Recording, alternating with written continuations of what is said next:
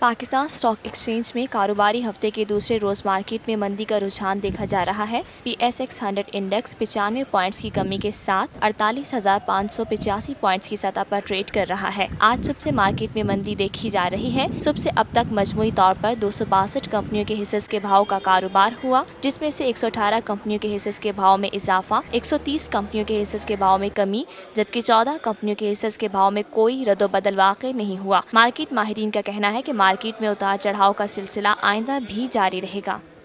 یہ ہے TNN TV، دیکھتے رہیے تازہ ترین خبریں اور ایکسکلوزیو رپورٹس۔